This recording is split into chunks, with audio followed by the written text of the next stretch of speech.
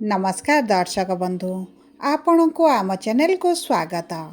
पवित्र गुरु पूर्णिमा बा मार्गशीर पूर्णिमार हार्दिक अभिनंदन एवं शुभेच्छा जणाई आजिर कार्यक्रमटी को आग को बढ़ाइबा एवं आपणकर जदि कुंभ राशि होइथाए तेबे एही भिडियोटी को थरे मात्र शेष पर्यंत देखंतु एवं निजर व्यस्त बहुल समय मध्यरु मात्र 10 मिनिट समय आपण निज पाई दियंतु कहीं आमर आजिर एही भिडियोटी समस्त कुंभ राशि व्यक्ति विशेषंक पई बहुत अधिक गुरुत्वपूर्ण रही।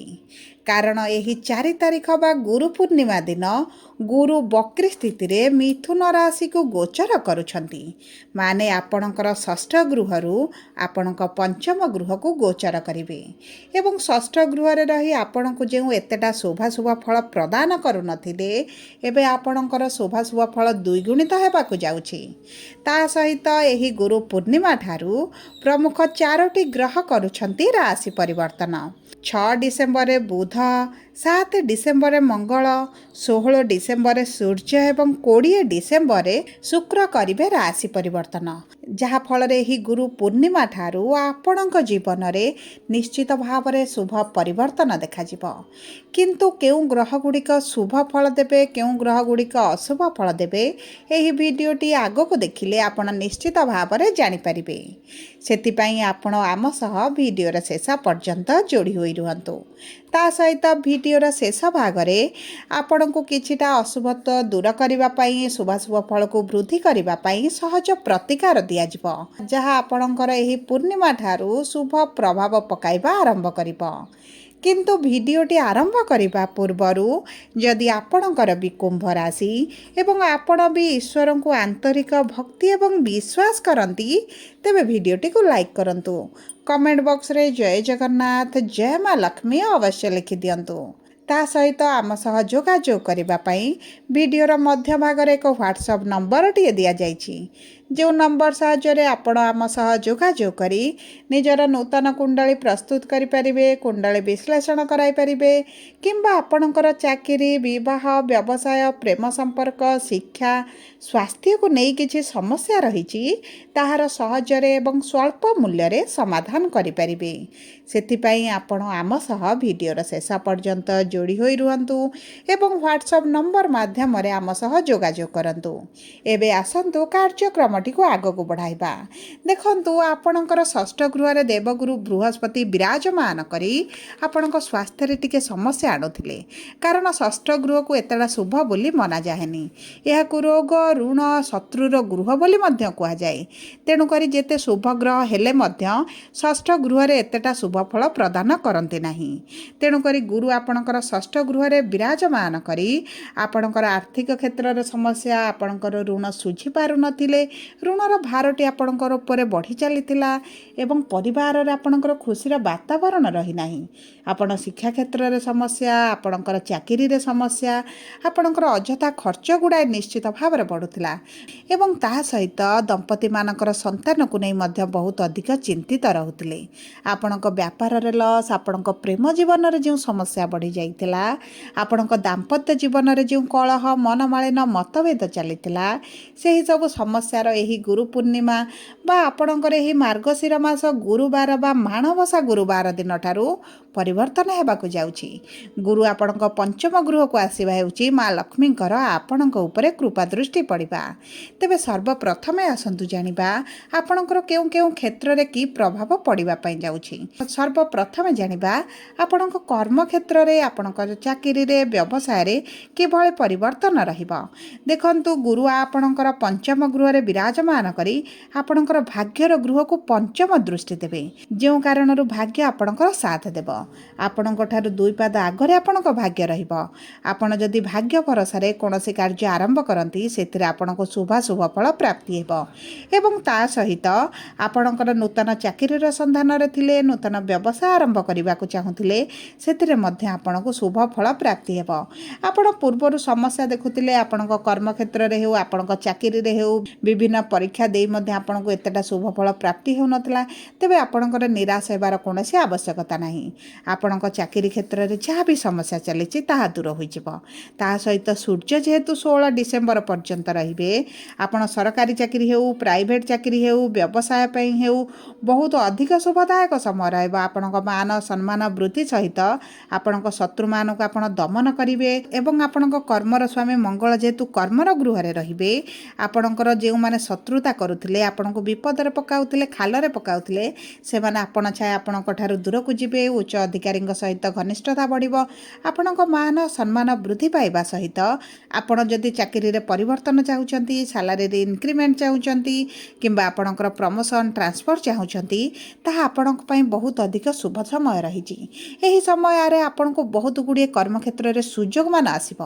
ଆପଣ ସେହି ସୁଯୋଗର ଫାଇଦା ଉଠାଇବାର ଆବଶ୍ୟକତା ରହିଛି, ଯାହା ଆପଣଙ୍କୁ ଭବିଷ୍ୟତରେ ବହୁତ ଅଧିକ ଶୁଭ ଫଳ ପ୍ରଦାନ କରିବ।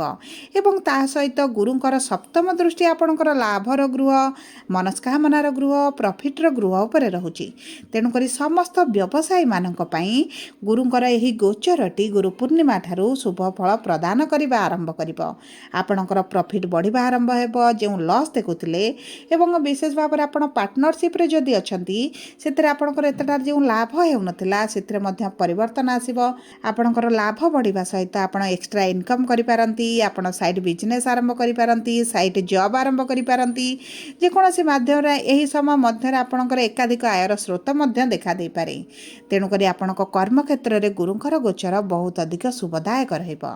ଯଦି ଆମେ ଦେଖିବା ଆପଣଙ୍କର ଆର୍ଥିକ ସ୍ଥିତିକୁ, ତେବେ ଅର୍ଥର ଗୃହରେ ଶନି ବିରାଜମାନ କରିଛନ୍ତି, କିନ୍ତୁ ଅର୍ଥର ଗୃହର ସ୍ୱାମୀ ହେଉଛନ୍ତି ଦେବଗୁରୁ ବୃହସ୍ପତି, ଯିଏ ଆପଣଙ୍କର ଖରାପ ସ୍ଥିତିରେ ଥିଲେ ବର୍ତ୍ତମାନ ଆପଣଙ୍କର ଶୁଭ ସ୍ଥିତିକୁ ଗୋଚର କରୁଛନ୍ତି।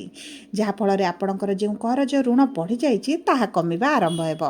ଆପଣଙ୍କର ଯଦି ଅର୍ଥ କେଉଁଠି ଫସିକି ରହିଛି କିମ୍ବା ଆପଣଙ୍କର ଅର୍ଥ କେଉଁ ଜାଗାରେ ରହିଛି ଆପଣ ମାଗି ମଧ୍ୟ ଆପଣଙ୍କୁ ମିଳୁନାହିଁ, ଆପଣ ଆଶା ଛଡ଼ାଇ ସାରିଲେଣି, ସେହି ଅର୍ଥ ମଧ୍ୟ ଆପଣଙ୍କୁ ପ୍ରାପ୍ତ ହୋଇପାରେ। ଆପଣଙ୍କୁ କିଛି ସହାୟତା ମିଳିପାରେ। ଆପଣଙ୍କ ପୈତୃକ ସମ୍ପତ୍ତିକୁ ଆପଣ କିଛି ଯଦି ବିକ୍ରି କରିବା ପାଇଁ ଚାହୁଁଥିଲେ କିମ୍ବା କୌଣସି ପ୍ରପର୍ଟି ବିକ୍ରି କରିବାକୁ ଚାହୁଁଛନ୍ତି, ତାହା ମଧ୍ୟ ଆପଣଙ୍କ ପାଇଁ ଶୁଭଦାୟକ ରହିବ।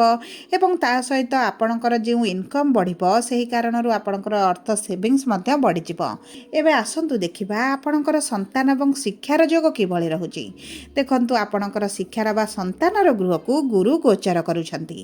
ଯେଉଁ ଦମ୍ପତିମାନେ ସନ୍ତାନ ପ୍ରାପ୍ତିରୁ ବଞ୍ଚିତ ରହିଥିଲେ, ସେମାନଙ୍କୁ ସନ୍ତାନ ସୁଖ ପ୍ରାପ୍ତି ହେବ।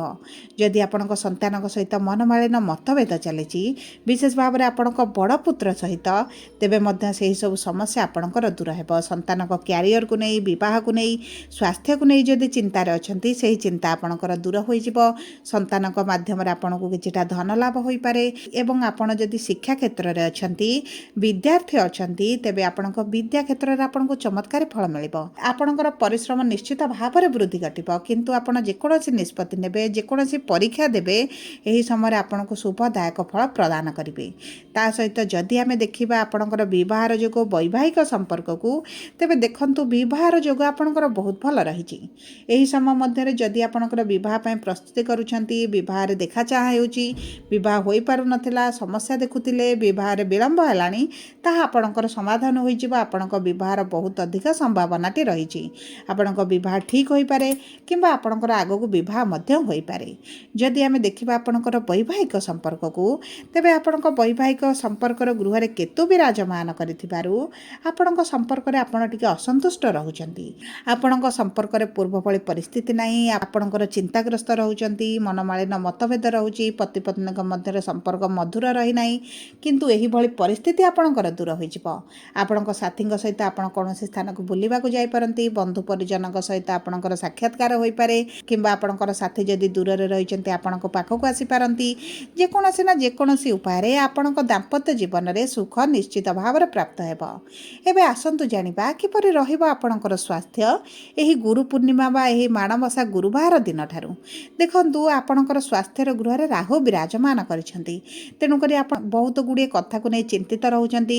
ଆପଣଙ୍କ ମନ ଭିତରେ ବହୁତ ଗୁଡ଼ିଏ ଚିନ୍ତା ଘୁରି ବୁଲୁଛି, ମାନସିକ ଦୁଶ୍ଚିନ୍ତା ବଢ଼ିଯାଉଛି, ଯେଉଁ କାରଣରୁ ଆପଣଙ୍କର BP, ଡାଇବେଟିସ୍, କୋଲେଷ୍ଟ୍ରଲ୍ ବଢ଼ିଲା ଭଳି ସମସ୍ୟା ମଧ୍ୟ ଆପଣ ଦେଖୁଛନ୍ତି। କିନ୍ତୁ ଆପଣଙ୍କର ରାହୁଙ୍କର ଏହି ପ୍ରଭାବଟି ବେଶୀ ଦିନ ପର୍ଯ୍ୟନ୍ତ ରହିବ ନାହିଁ, କାରଣ ଗୁରୁଙ୍କର ଯେହେତୁ ଦୃଷ୍ଟି ରହିବ ଆପଣଙ୍କ ରାଶି ଉପରେ, ଆପଣଙ୍କ ଗୃହ ଉପରେ, ଆପଣଙ୍କର ଯେକୌଣସି ପୁରୁଣା ସ୍ୱାସ୍ଥ୍ୟ ସମସ୍ୟା ଥିଲା ତାହା ଦୂର ହୋଇଯିବ। ଆପଣଙ୍କର ଯଦି ପୂର୍ବରୁ ଡାଇବେଟିସ୍, କୋଲେଷ୍ଟ୍ରଲ୍, BP ଭଳି ସମସ୍ୟା ରହିଥିଲା, ସେଥିରେ ମଧ୍ୟ ଆପଣ ଟିକେ ଟିକେ କମି ଦେଖିବେ ଏବଂ ଆପଣଙ୍କର ଟିକେ ମୋଟାପ ବଢ଼ିପାରେ। ସେଥିପାଇଁ ଆପଣଙ୍କ ଖାଦ୍ୟ ପାନୀୟର ଆପଣ ଦାୟିତ୍ୱ ନିଅନ୍ତୁ। ନଚେତ୍ ଆପଣଙ୍କର ସ୍ୱାସ୍ଥ୍ୟରେ କିଛିଟା ଋତୁକାଳୀନ ସମସ୍ୟା ଦେଖିପାରନ୍ତି, ପେଟ ଯନ୍ତ୍ରଣା ଅନୁଭବ କରିପାରନ୍ତି। ସବୁପରେ ଆପଣଙ୍କର ଅଶୁଭତ୍ୱକୁ ଦୂର କରିବା ପାଇଁ ଶନିଙ୍କର ବୀଜ ମନ୍ତ୍ର 108 ଥର ପାଠ କରନ୍ତୁ। ଗୁରୁଙ୍କର ବୀଜ ମନ୍ତ୍ର ଜପ କରନ୍ତୁ। ଗାଈକୁ ସକାଳୁ ରୁଟି ଖାଇବା ପାଇଁ ଦିଅନ୍ତୁ। କାଉକୁ କିଛି ଖାଦ୍ୟ ଦିଅନ୍ତୁ ଏବଂ ପ୍ରତି ଶନିବାର ଏବଂ ମଙ୍ଗଳବାର ଦିନ ହନୁମାନଙ୍କ ମନ୍ଦିରରେ ସିନ୍ଦୁର ଏବଂ ତେଲ ଅର୍ପଣ କରନ୍ତୁ। ଏହା ଆପଣଙ୍କର ଅଶୁଭତ୍ୱକୁ ଦୂର କରି ଶୁଭାଶୁଭ ଫଳକୁ ବୃଦ୍ଧି କରିବ। ଯଦି ଆପଣଙ୍କର କୁମ୍ଭ ରାଶି ହୋଇଥାଏ, ଭିଡ଼ିଓଟି କିଭଳି ଲାଗିଲା କମେଣ୍ଟ ବକ୍ସରେ ଲେଖି ଜଣାନ୍ତୁ। ଯଦି ପ୍ରଥମ ଥର ଆମ ଚ୍ୟାନେଲକୁ ଆସିଛନ୍ତି, ଚ୍ୟାନେଲଟିକୁ ସବସ୍କ୍ରାଇବ୍ କରନ୍ତୁ। ପାଖରେ ଥିବା ବେଲ୍ ଆଇକନକୁ ପ୍ରେସ୍ କରନ୍ତୁ। ଧନ୍ୟବାଦ।